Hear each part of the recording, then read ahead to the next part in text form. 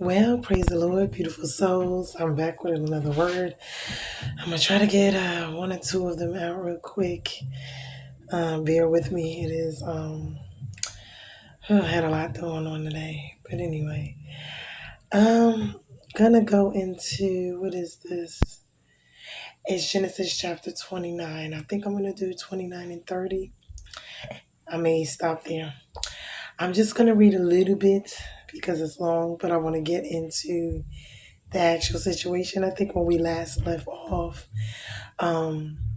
Jacob was on his way to Mesopotamia, to his mother's brother, which is his uncle's house, to find a wife and to, I guess, start a life there, hiding out from his brother's Esau's anger. So this is where we are in 29. Then Jacob went on his journey. Then Jacob went on his journey and came to the land of the people of the east. As he looked, he saw a well in the field, and behold, 3 flocks of sheep lying beside it. For out of that well the flocks were watered. The stone on the well's mouth was large, and when all the flocks were gathered there, the shepherds would roll the stone from the mouth of the well and water the sheep, and put the stone back in its place over the mouth of the well. I'm going to stop there. That was 1 through Genesis chapter 29, verses 1 through 3. Actually, let me read. I'm going to read a little bit more. Okay, this is 4. Jacob said to them, "My brothers, where do you come from?" They said, "We are from Haran." Then said to them, "Do you know Laban, the son of Nahor?" They said, "We know him." He said to them, "Is it well with him?" They said, "It is well. And see, Rachel, his daughter, is coming with the sheep." He said, "Behold, it is still high day. It's not time for the livestock to be gathered together. Water the sheep and go pasture them." But they said, "We cannot until all the flocks are gathered together and the stone is rolled from the mouth of the well. Then we will water the sheep." So that's verse 1. It's Genesis chapter 29, verse 1 through, 7? No, 8. So I'm going to end it there. So now what is going on is they're out to water. He came to the right place. And actually, Rebecca has come out herself. I think she's something like a sheep herder too. Haran is a place not too far from Mesopotamia. I think it's east of the Promised Land. And so this is Jacob's uncle, Laban. This is his mother, Rebecca's brother. So a couple of things. When he saw the well, the 3 flocks of sheep lying beside it, where the flocks are there to be watered, there's a large stone that covers the mouth, so he had to lift it to help water the sheep. But before I get there, I'm going to read a little bit of this other one. Yeah, so he came there to find a wife and escape his brother, his twin Esau's rage, and to seek out the former household of his mother, of course, to get to know them. And so he asked them, right, okay. So he actually is going to have a conversation with Rebecca. That's when he rolls the stone away. And immediately he lifts it up. I guess he was trying to impress her because, remember, he's supposed to be looking for a wife from one of their family line, and he knows that she is the daughter of Laban. And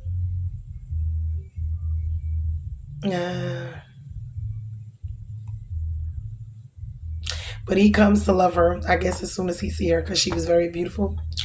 So he comes emotional about finding his relatives. He's never been here before. He kisses Rachel and he weeps loudly. And finally he tells her who he is, and she runs to tell Laban, her father.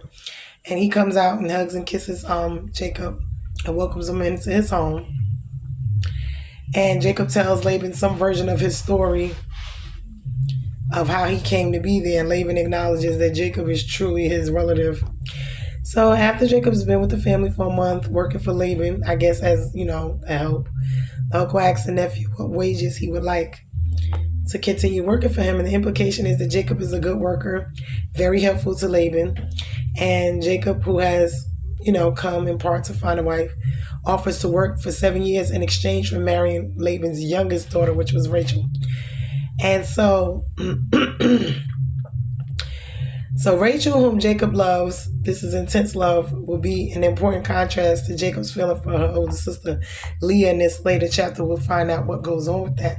So Laban quickly agrees to this generous offer, and the years fly by for Jacob.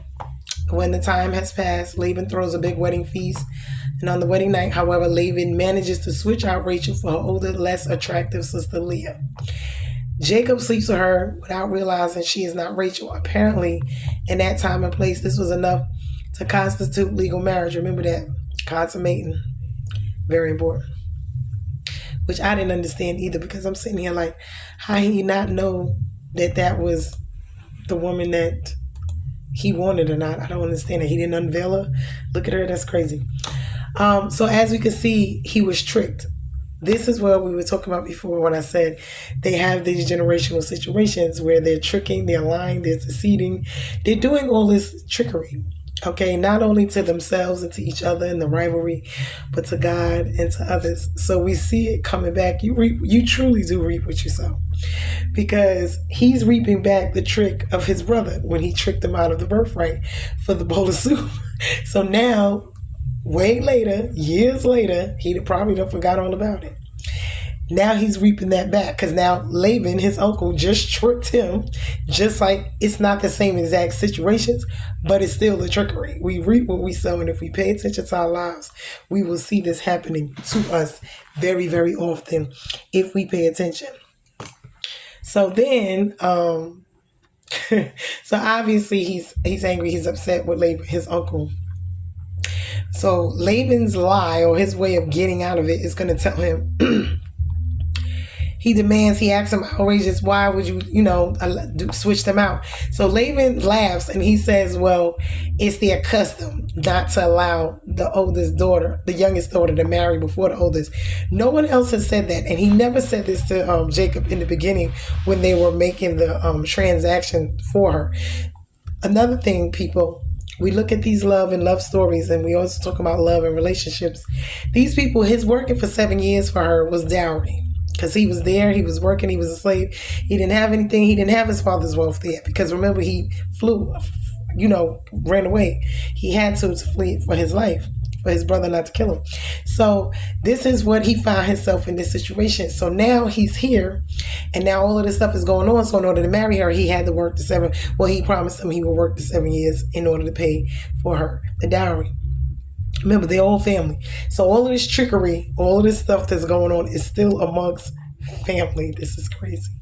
So this was never true. It was never information he had received, nor anyone else tell him this. So of course he's upset. So now he offers him another 7 years in order for him to marry Rachel. But in all actuality, this is manipulating, this is lying, this is deception, and this is fraud. But this is throughout their whole family. Remember, they've been lying, when it came to going to different places, telling them that the wives were sisters, and they have been doing a lot. So we see that this goes down the generations, and we're paying attention to all of this. So now,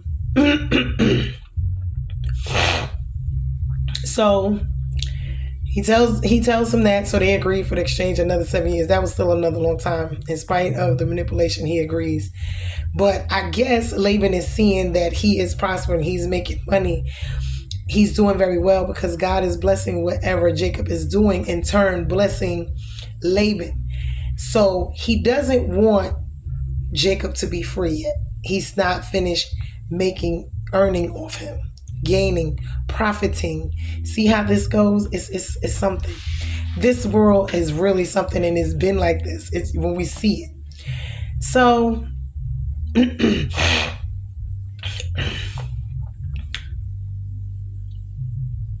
so now the time comes. His 7 years for that is up. So he ends up getting Leah and Zilpha, I think, and then he finally gets Rachel and I think Bilhah. So concubines with daughters, weddings, whatever he was allowed. Well, maid servants, they're considered the women that take care of him. Now married twice over and 7 more years of unpaid work. He oh yeah, well before they even get there, he settles with Leah, though he's not really wanting to be with her.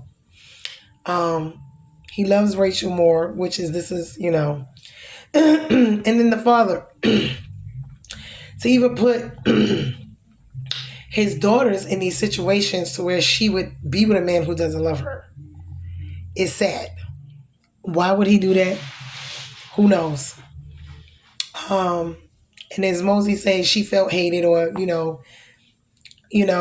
at least in comparison, because that's the way she would feel because she wasn't treated the same way that Rachel was. But given the circumstances, it is hardly a surprise God, who is always with Jacob, takes notice of Leah's heartbreak and allows her to begin to have children while her younger, better loved, better looking sister remains barren. Don't you see how that goes? Oh, wow.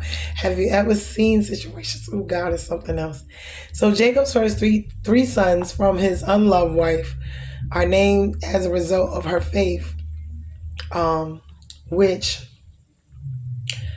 what happens is, okay, there's a back and forth rivalry even with Rachel and Leah over the bearing of children, because remember, Rachel up until this point has not been able to bear a child.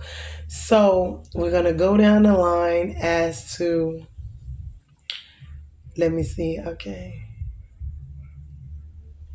When they start having the children, I got to go down to this part.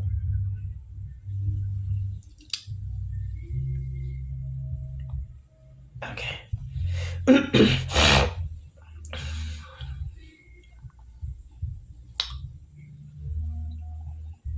So he opened up her womb and she conceived the first child, which is Reuben. And Leah conceived a boy son. She called his name Reuben, for she said, because the Lord has looked upon my affliction, meaning knowing she was not loved in the marriage, that her sister was loved more than she was. For now my husband will love me. So she named him Reuben. She conceived again and bore a son and she called his name Simeon. Again, she conceived and bare a son and said, now this time my husband will be attached to me because I have borne him 3 sons. Therefore his name will be called Levi. She conceived again and bore a son and said, this time I will praise the Lord. Therefore she called his name Judah. Then she ceased bearing children. So up until this point, she didn't have, 3 sons, Reuben, Simeon, Levi and Judah? Reuben, Simeon, Levi, and Judah. No, actually, she had 4 sons, I guess. Reuben, Simeon, Levi, and Judah. So now she stopped having them for whatever reason. She stopped. So now it's Rachel. Rachel is still barren, but as we noticed, this has been going on with them too. If we remember, Sarah was barren. Then it was, and this is the same situation with the Abraham and Sarah when they gave the maiden all these type of things. They're just trying to fix it for God or for themselves. I don't know who.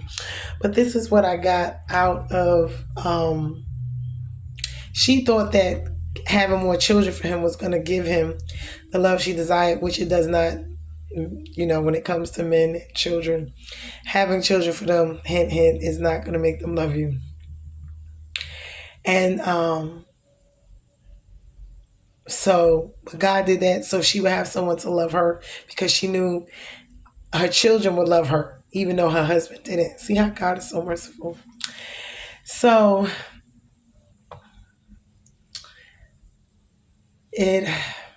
once she stopped conceiving, it might be temporary time. Maybe she just, infertility.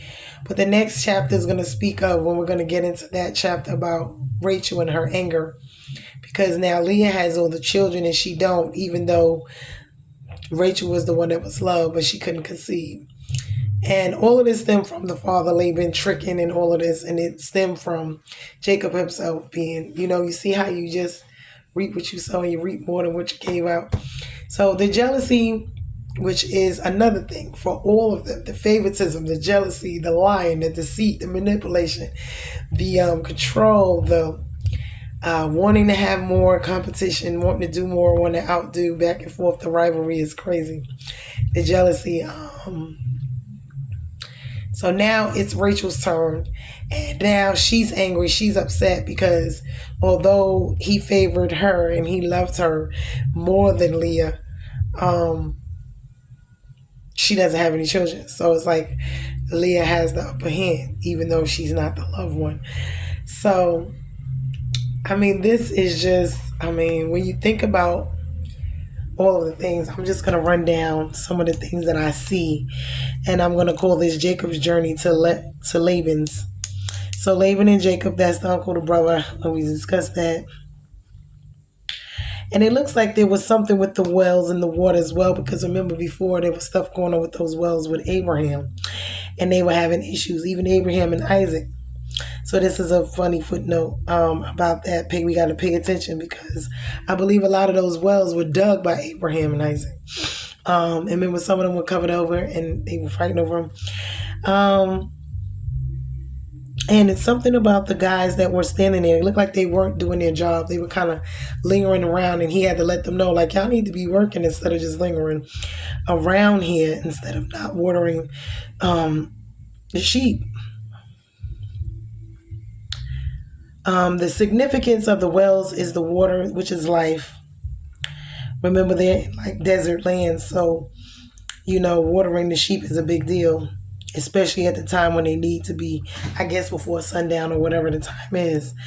And because of association with God, Abraham went, through his issues over the wells, like I said. And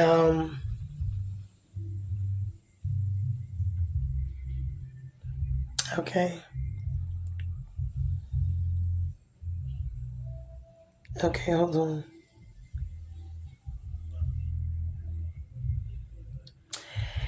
Well, Jacob didn't have a clear exit strategy, and that's why he got tricked with Laban. He also, so I was leaving, going to get her, going back to his family, and then he kind of couldn't go back there because his brother was trying to kill him. So, and to have to work for Laban, which was something else, as a family member, as a slave and a servant. Laban was all kind of taking advantage, as we could see. He was something else. This man was something. And Laban sees, his opportunities to get over on people, which is not good. And that's basically how Jacob got caught up in this arrangement for marrying her. But it was ended up being something good because it was what he was supposed to do when they were going to be together. And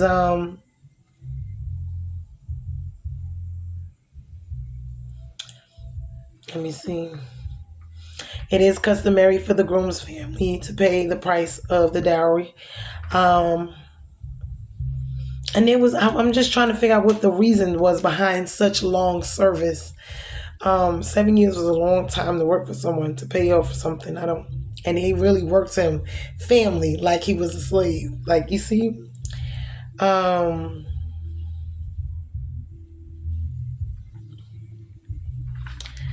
me see.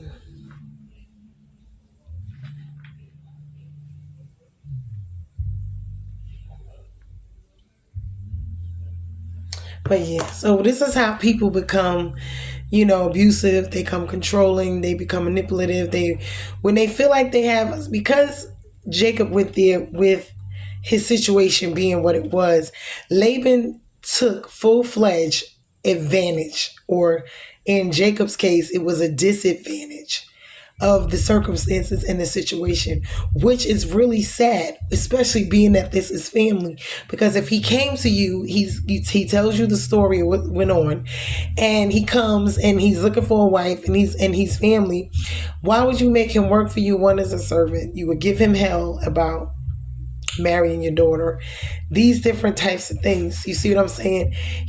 Laban was something, but then again, Jacob, because this is their family and they've been lying and deceitful and they've been doing a lot of things anyway. God is not mocked. You will reap what you sow. So this is what happened when it came to him.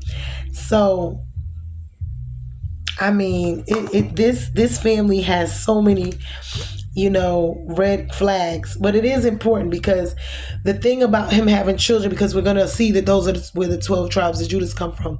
This is where the original bloodline for Israel is kind of established through the covenant, because it started with Abraham, then it went to Isaac, and now we're in Jacob, which is Jacob is the one who actually produces the 12 of all. If you notice, Reuben, Simeon, Levi, Judah, all of these are the names of the 12 tribes. And this is heavenly significance, I would say, because everyone's going to be a part of those tribes, one of those tribes, as the body of Christ, especially when it comes to the Jewish. I'm not really sure, because I know they said the Gentiles are supposed to be engrafted in, but we're going to see what happens when we get a little further down as we're reading through it and we're learning. But it was important for this to happen because the promises for this multiplication that God gave all of them, and for their seeds to be there like the stars, and so many that you couldn't count them. So this was prophecy, it was foretold. God had already told them, and all of this stuff is coming to pass. Although it's not coming to pass all at once right away, it is coming to pass. We are seeing God, we are seeing his hand, his work, his words, his altars, his covenants, his contracts, his conversation, his relationship with them throughout the beginning, and all that they're doing, his hand, his relationship with them, and as long as they're in relationship or covenant with him, things are working out very well for them, even though it tends to be a little tricky, and a lot of that has to do with themselves, and God allows them to get themselves into certain things because he just looks at them like, what are you doing? Okay, well, you did that. Okay, I'm going to let you wallow in it a little bit, and then I'm going to come help you out because you got to learn. You shouldn't have been doing all that. But another thing that I see is being that she was so angry with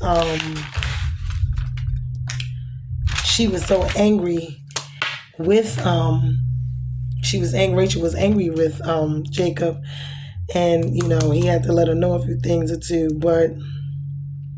and let her know basically it's not him that's not allowing her to have the children, because she was angry, give me children lest I die, because her sister's having all these children and she can't. And he was like, letting her know, like, I can't force you to have children. Like, so she had to go to God. This was God doing. God had to open up her womb like he did before. And he had to do it in order for them to continue on, for them to multiply. He promised them that. So that was his doing. But he had to let them see that it was his hands and not theirs that was doing all of these things. This is not controlled by a human. This is a gift from God. And so,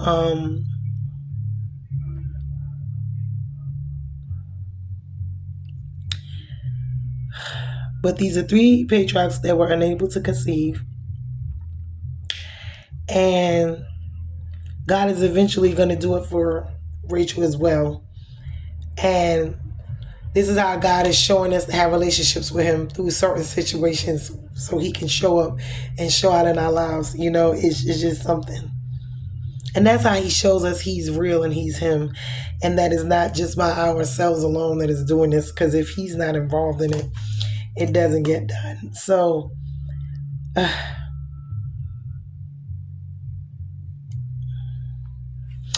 but in the end, praise the Lord for all of it. We're going to get into the next. Okay, hold on.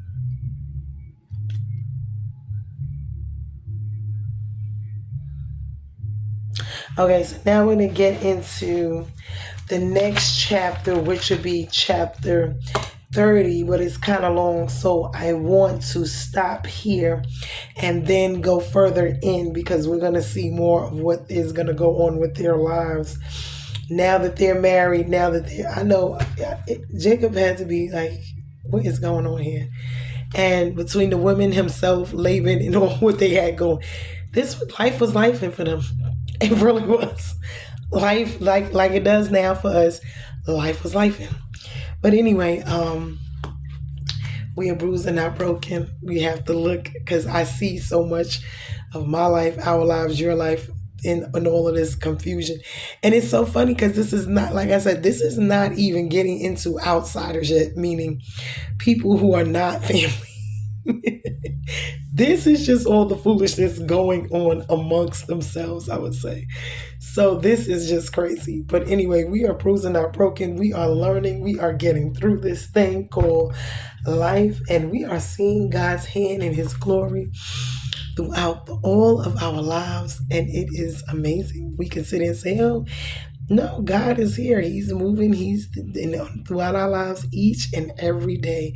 And when people say, you must look, you must see the hand of God in your life. You can plainly see the glory of God in your life each and every day. Why? Because you're waking up, you're about your business, whatever's going on throughout your day, morning, noon, and night, family, friends, job, career, whatever. Life is lifing, but we are bruised and not broken. And I'm gonna end this one here so that I can start the next one.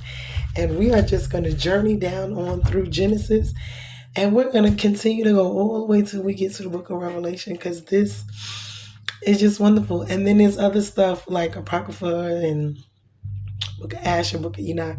I want to get into those later on once we, but this is really, really something. I thank God, He's letting me see, giving me the insight. I'm looking up stuff, asking questions, going through it. So it's really something. And I'm sharing with you guys because it's a journey. And I think we should all be on this journey together. What do you think? Okay. Love you guys later.